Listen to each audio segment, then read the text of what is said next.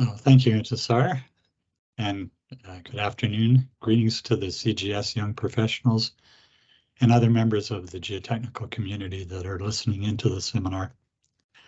The topic of my presentation, which came by request from a number of our colleagues, is avoiding burnout by intent, resilience, and balance. I'd like you to have a look at this image. What do you think about when you see it? It looks to me like an engineer, maybe a senior engineer or someone who's been through the mill a few times. He's on his lunch break, he's resting on a park bench, soaking in the sun, listening to the birds and smelling the grass and flowers and enjoying the quiet. I imagine he's pretty relaxed and unstressed at the moment. So in the presentation, we'll have a bit of a discussion on what is burnout, and then what is the conventional wisdom on dealing with various issues that come up when you're feeling burnt out.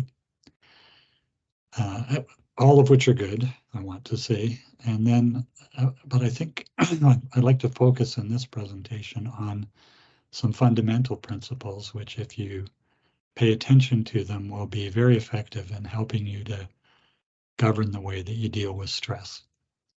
And those principles are self-awareness, what I call intent or purposeful living, developing resilience and durability, and then finally practicing balance in your thought and actions. So let's start off with the definition. What is burnout?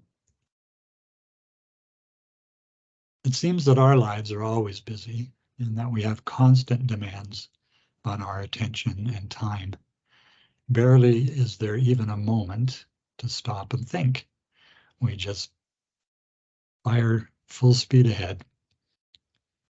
You can see this one lady here is drinking directly from the coffee pot. Doesn't even have time to go and get herself a cup. So we can face some serious challenges, and some of them are expected and some of them surprise us. They all result in stress. Here's this poor fellow, he's barely out of the warm, comforting environment of the womb, and already he has 10 stressful things to worry about. Just think how bad it gets as time goes on. So this stress can vary. Some of it can be kind of the slow grinding type that whose impact gradually intensifies over time, or it can be a type of stress that delivers a quick, severe shock. In either case, this can cause us to lose our equilibrium, and we can feel a variety of things, and these are roughly in the order of intensity. We might start off with a lack of energy and a lack of focus, and then we may find ourselves with a diminishing enthusiasm about various aspects of our life, not just work, but maybe sports or personal activities as well. We may feel a lack of purpose, wonder just why we're doing what we're doing every day.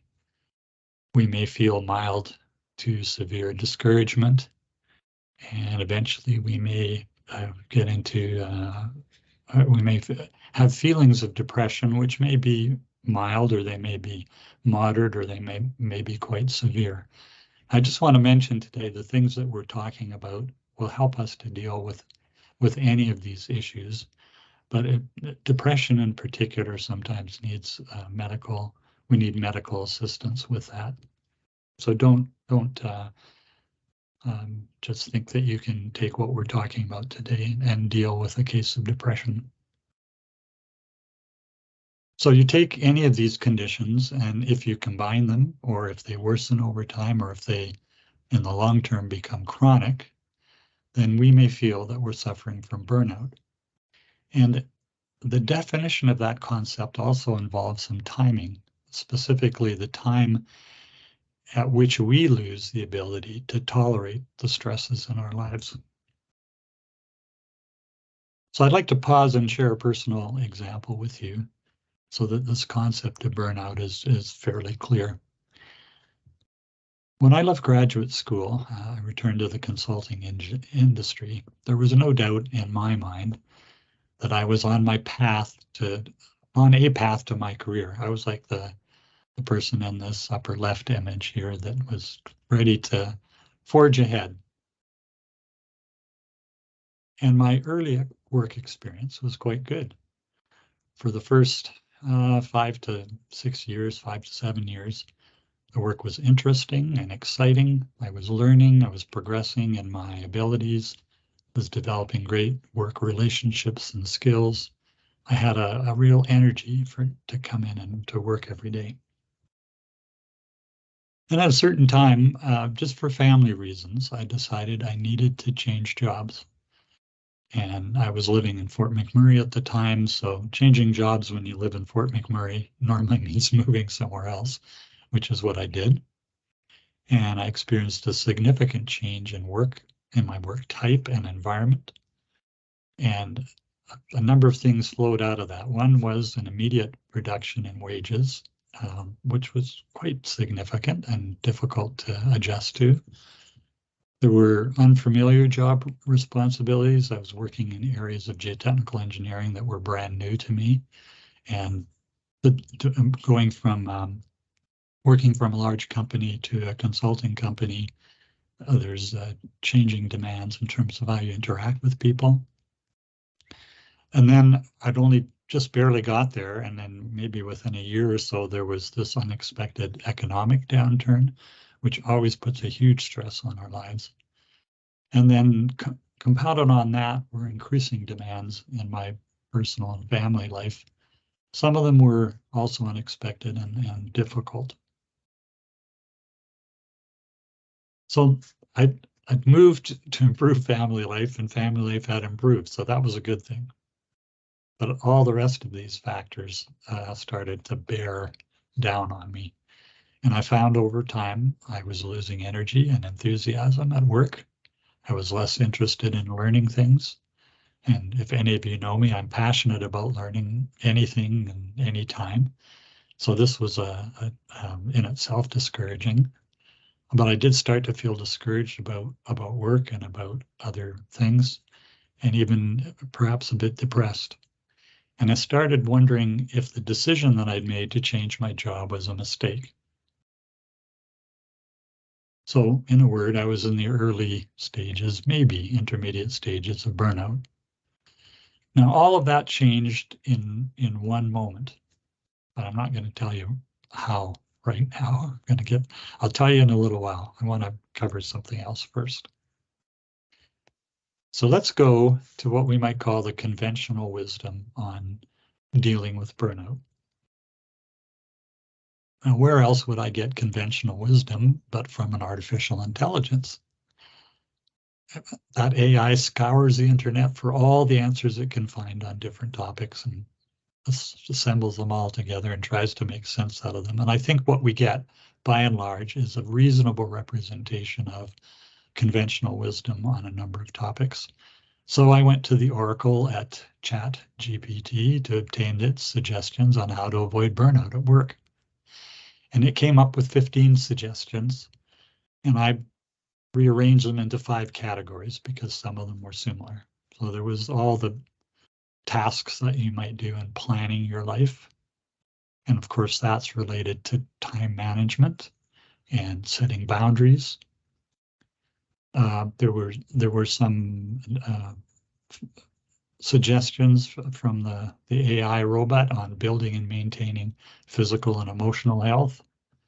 There were some on personal development, and there were some on improving communications and relationships. Now, these suggestions were all applicable and useful, and we, in fact, will cover some of them off in this presentation today. Go talk to your friendly AI. I'm sure it or he or she or whatever it is will be happy to talk to you and to recommend some, make some suggestions for you. However, I'd like to dive deeper and consider some fundamental principles, as I mentioned earlier, those of awareness, living according to your purpose, developing resilience and durability, and practicing balance in your thoughts and actions. So let's start with self-awareness. A couple of good quotes here from G.K. Chesterton. It isn't that they can't find the solution, it's that they cannot see the problem.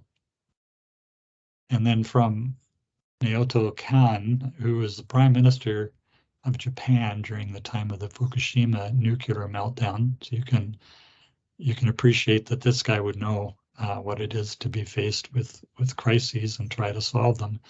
And he said, if you're unable to understand the cause of a problem, it's impossible to solve it. So what is self-awareness? Self-awareness is conscious knowledge of your own character, your feelings, your motives, and your desires. And that seems obvious, doesn't it? You know, like we all say, well, we're conscious of those things, so we're self-aware. But in fact, a lot of times we aren't. A lot of times we don't pay attention to our feelings and our desires and our motives.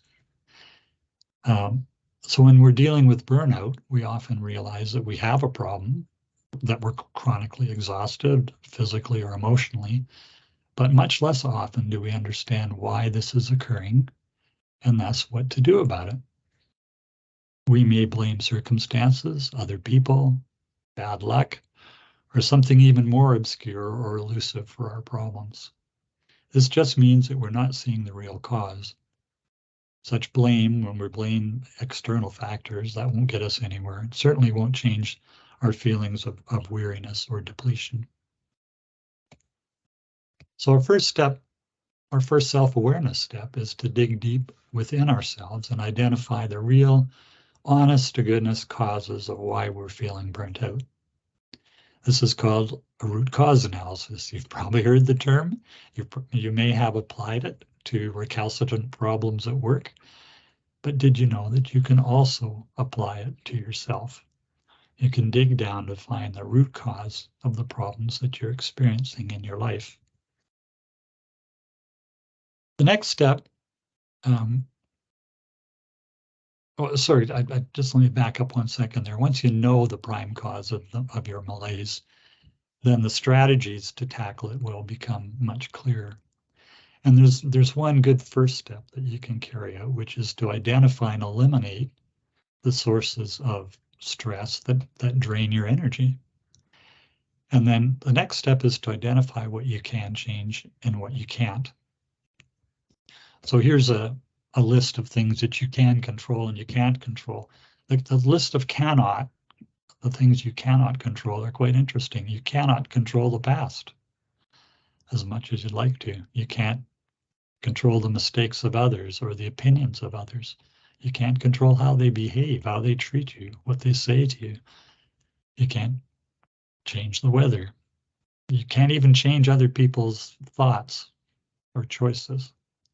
But what you can change are your own thoughts and choices and your attitude and the way you treat yourself and the way that you talk to other people and whether or not you ask for help and how you treat other people and how you express your feelings. So in this first step of dividing things into what you can control and cannot control, you might as well ignore the things that you cannot control because you can't do anything about them. But what you should do is focus on those things that are within your control.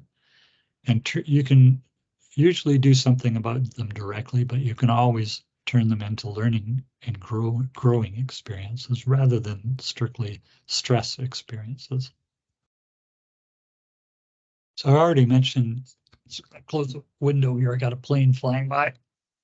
I also already mentioned what happened with my early burnout experience. And so I wanted to tell you a little bit about how that was addressed. I used to ride my bicycle to the Thurber office in Victoria, right past Elk Lake, which is where the University of Victoria Rowing Club practiced. This has relevance later. As I stepped out of my house one day to grab my bike, I glanced down at the newspaper, and right at the top of the first page was this huge headline that was something like this. This actually happens to be the headline that came out of the LA Times, but you get the idea. And it was a story about Silken Laumann, who had just won the bronze medal in single sculls in the Barcelona Olympics. What was amazing was that she did it. She was a very accomplished rower, right? But 10 weeks before the Olympics, she was training in Germany, and a double sculls team, men's team, went out of control and ran into her, and their skull went right across her leg and cut it right down to the bone. She had very serious leg injury, and everyone thought she was right out of rowing entirely, and certainly they were hoping she'd be able to walk again. After multiple operations and intense training, she competed in the Olympics and won a bronze medal. Didn't get the gold. I think if she'd got the gold, I wouldn't even have paid attention to the story. But the fact that she tried and got the bronze was relevant. And I was thinking about this as I rode to work.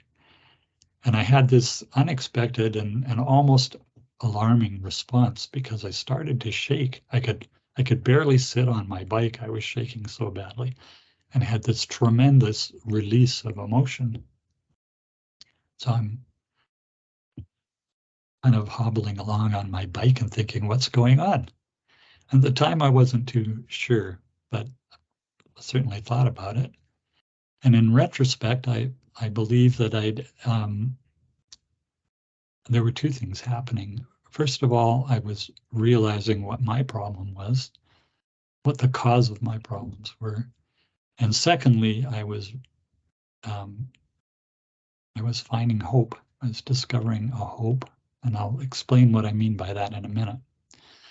But all those worries and stresses that I had, that I would never be good enough soon enough to accomplish what I wanted to do at work and in my family, they just disappeared, evaporated. So reading Silken Laumann's story and then thinking about it helped me to identify the real cause of my own burnout. And it helped me to change my perspective and to start seeing some of the problems in my life as opportunities.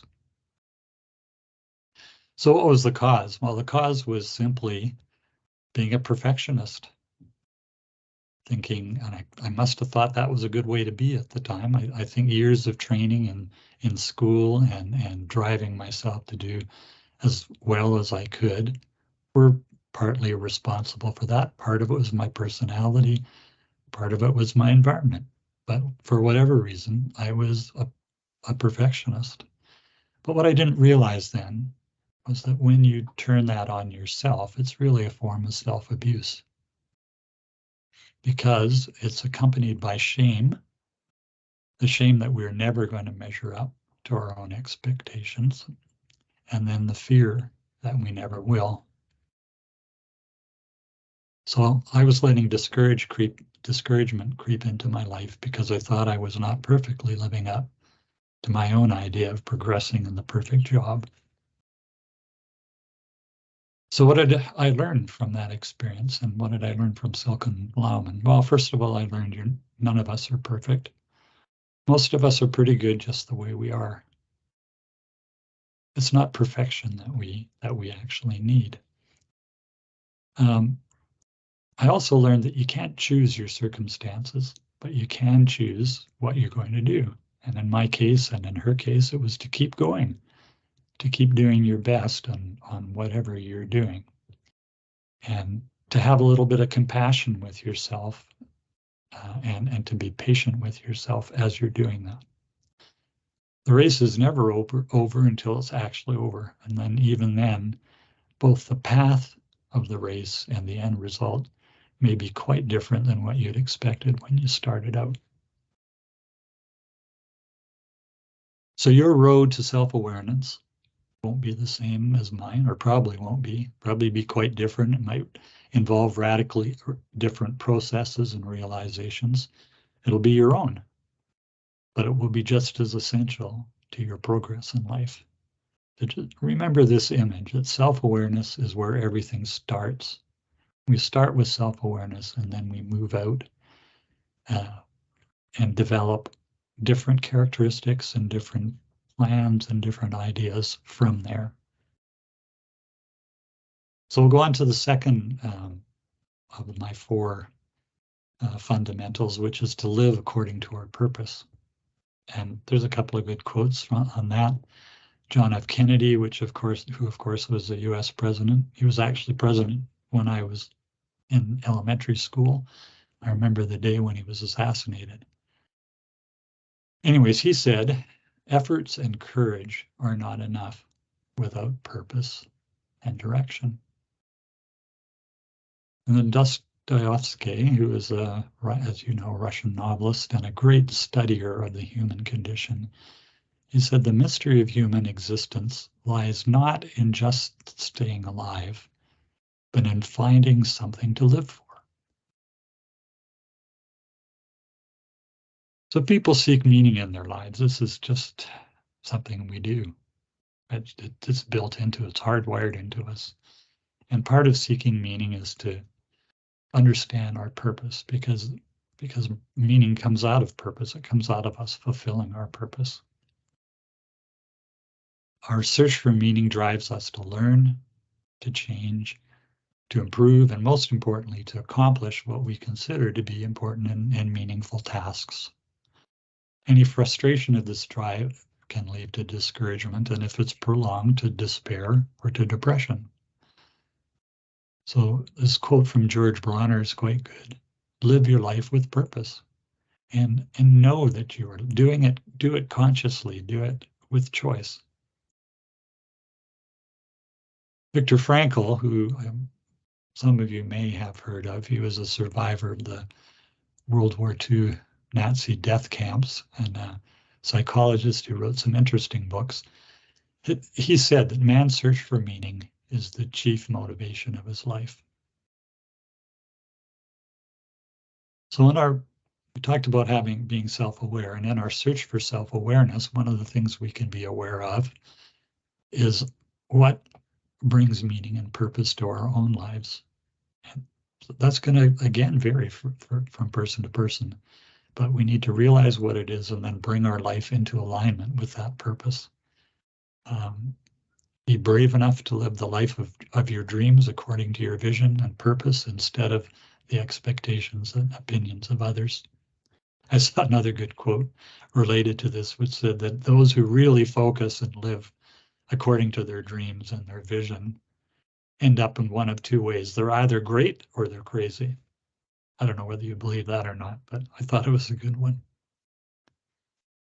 So how do you start determining, setting off on this path of determining your purpose?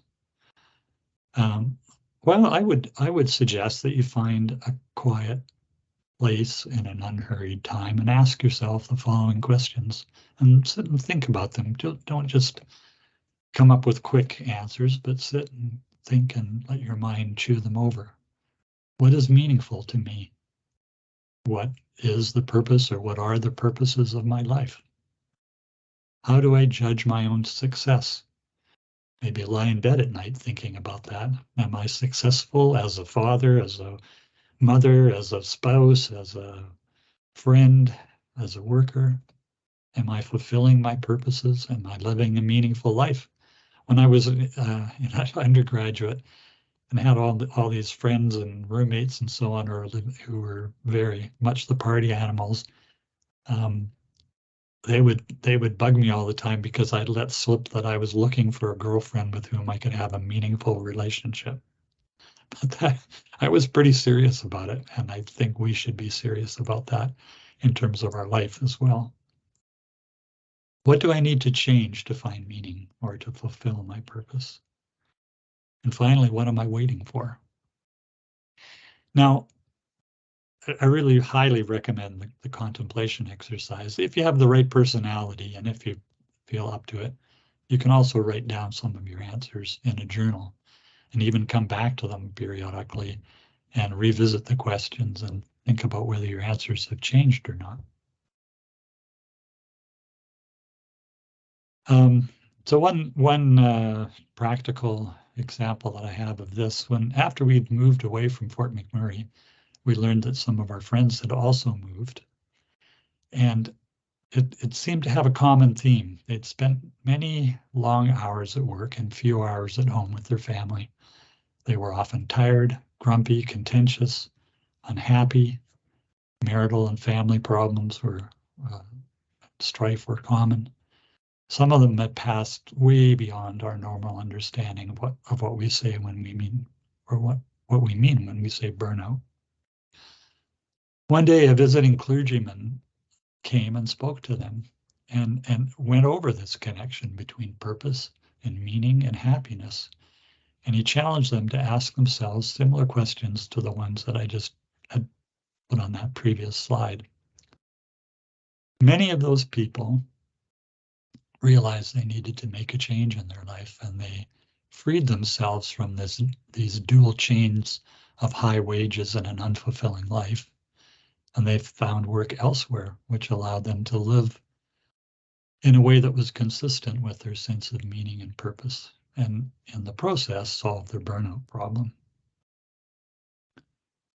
So I like this slide. I didn't have a logical place to put it in, but I didn't want to leave it out. It says your busy life can be a distraction from a lack of purpose in your life.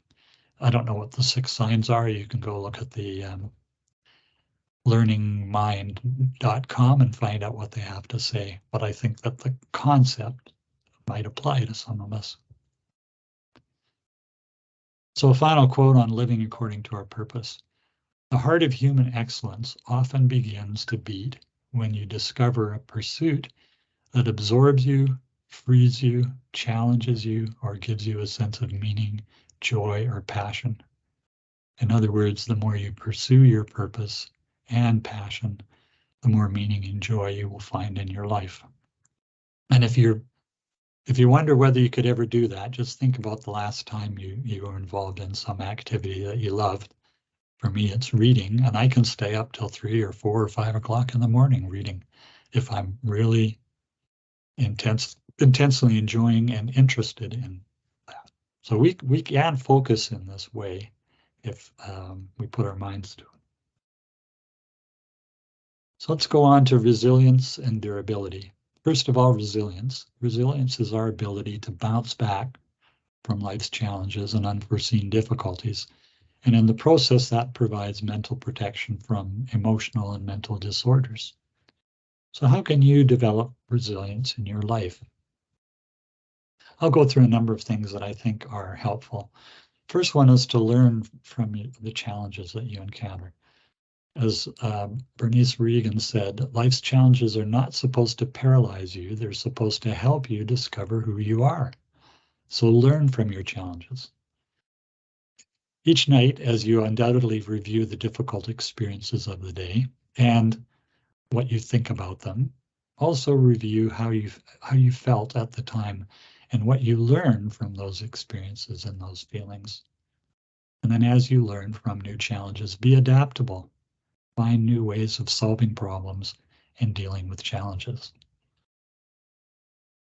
Secondly, pay attention to your emotional and physical health. And this is one of the ChatGPT suggestions that I think was right on the money. You maintain your emotional well-being by developing a strong network of friends, families, and colleagues. You build nurturing, meaningful relationships, and you share freely and humbly what you've experienced and learned with these people. You don't bottle it all up inside you, but you share, as I say, in a humble way, with your friends and family members. The third one that I think is really important, and we all know this, and a lot of us don't pay any attention or pay little attention to it.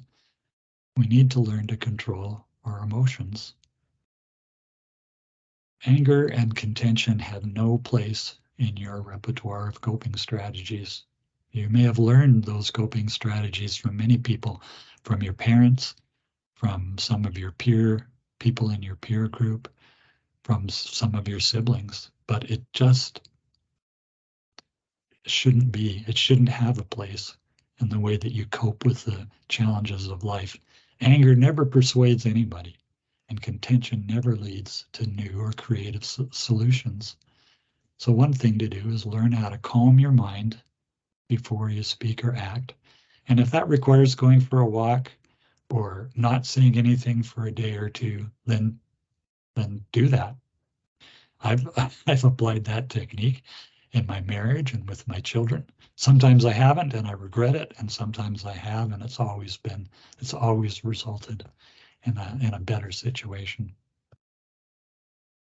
Related to this, but a little bit separate, is that we need to remove all contention from our lives. The single biggest action you can take to avoid burnout is to remove all contention from your life, wherever it exists, whether or not it's inside or outside of yourself.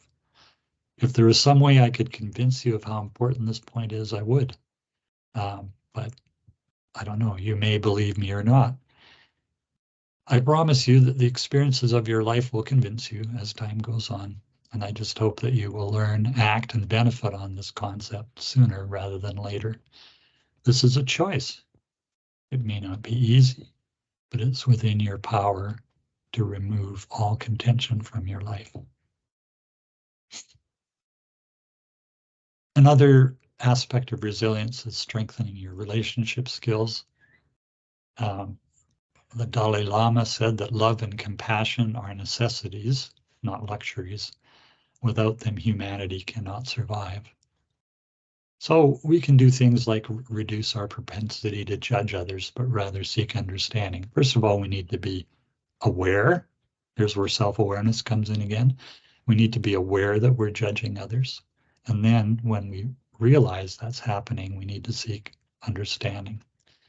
We can practice patience and compassion with people. We can honestly and truly help or try to help others, especially, and it's particularly useful when it's somebody that we don't really like all that much. And then finally, we can learn the healer's art, to be gentle to other people who are wounded and weary. And many people are wounded and weary beneath the surface. And you have to see beneath the surface to realize that, and to realize that you have an opportunity to help them. I grabbed this image off the internet the other day. I happened to see it and I loved it, and I thought I've got to put it in my presentation. I don't have anything specific to say about it except that it evokes the kind of feelings that we should feel when we're with our friends and with our family. If we're successful in developing all these resilient traits in our life, we can feel like this. The last item in the resilience area that I wanted to cover was this expectation effect. It's kind of an overarching idea that can impact all of the previous ideas that we've been talking about. It's not new. You might have heard about it in other guises, but I think this fellow David Robson, who's just an excellent science writer, published a book on this called The Expectation Effect that's really puts the concept on a sound scientific basis.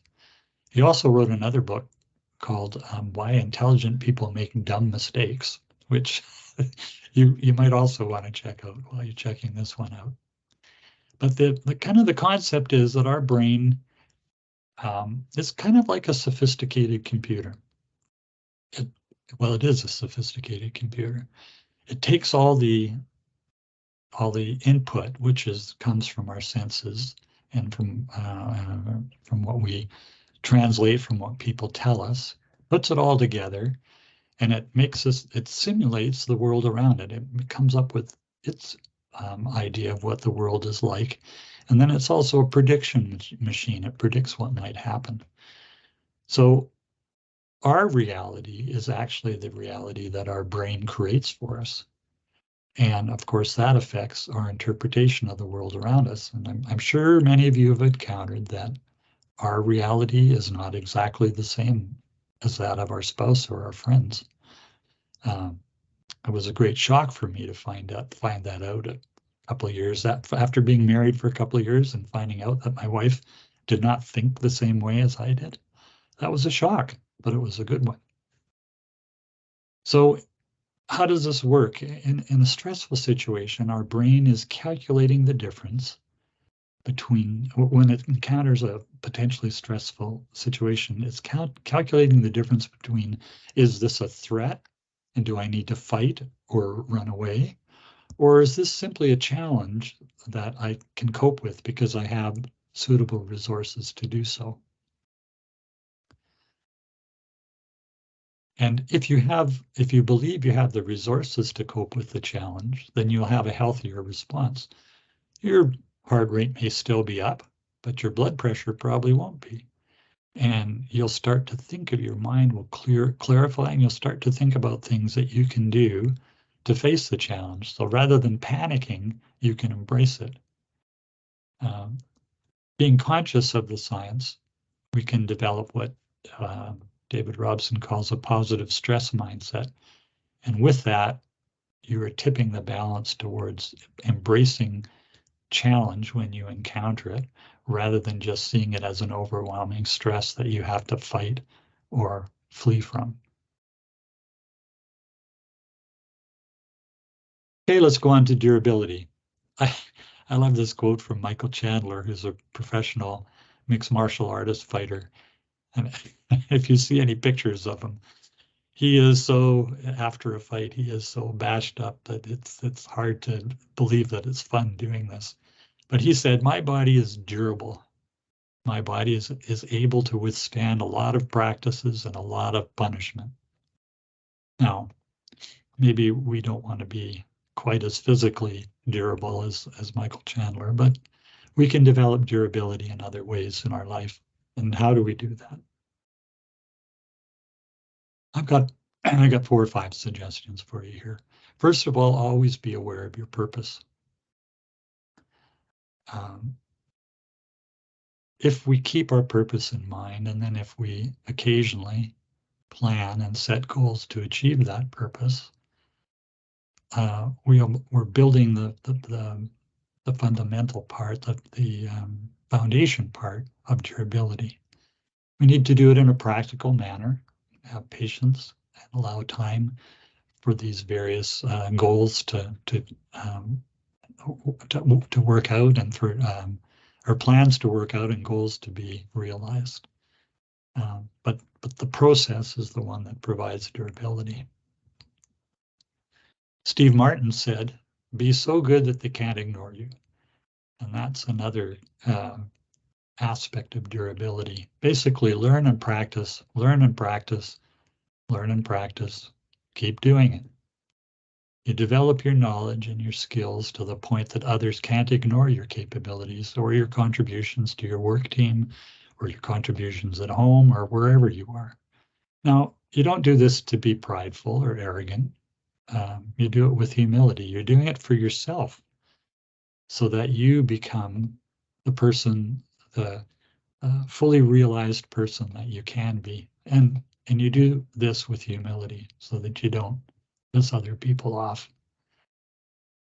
Now, I said that quote was by Steve Martin, and you will know him as an amazing comedian. If you've watched The Big Year or a few other movies, you'll know he's a very accomplished actor.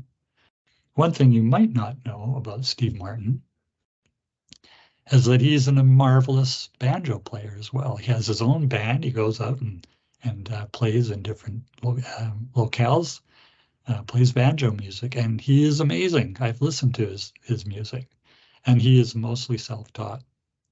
How did he do it? Guess what? Learn and practice, learn and practice. Another aspect of durability is setting personal boundaries. As the personal boundaries protect your time, your energy, and your mental health. You want others to respect them, and you have to respect them yourselves. So you can say no without feeling guilty. Setting boundaries is a healthy thing to do. It's a sign of self-respect and self-care. This is why you don't have to feel guilty about it. Another aspect of durability is to just keep learning forever. I hope when I die, I'm sitting in my chair reading a good book or playing a game of chess with somebody or whatever, doing something where my mind is still active and still working. Because as you keep learning, again, you build durability into your life. You become a more well-rounded person, a more knowledgeable person, and the act of learning keeps you young. You know, I talked about this in the presentation that I made to the U of A graduate students, and you can the topic of that presentation was it's what you learn after you know it all that counts. And you can find that on YouTube if you want to follow up on this a little bit more. Another aspect of durability is to be financially responsible. Notice I didn't say independent, I just said responsible. Learn first, you need to learn what this means to be financially responsible and then exercise the self-discipline to pursue and maintain this state. And you don't want to just talk about it, you want to do it. You want to be financially responsible. This gives you confidence and reduces your vulnerability to attack by some of life's other challenges.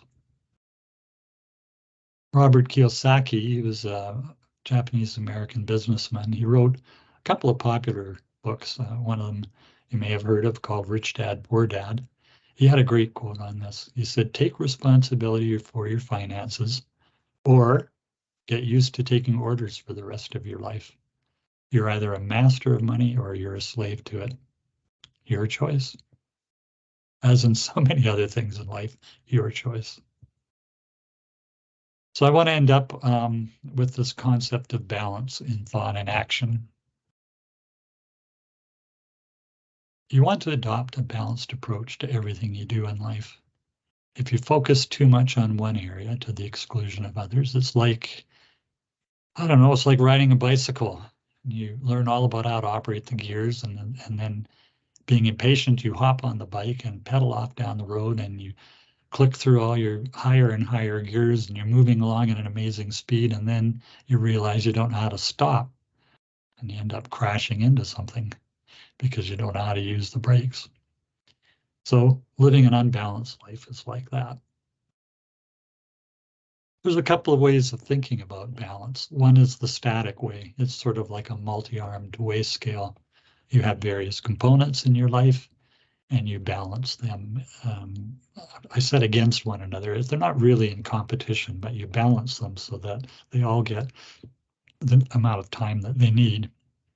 Some people might categorize these components in different ways. Somebody thought that family, career, health, and friends were important to balance. Someone else, thinking about their own individual needs, thought that they should balance spiritual, emotional, intellectual, physical, social, environmental, and financial aspects of their life.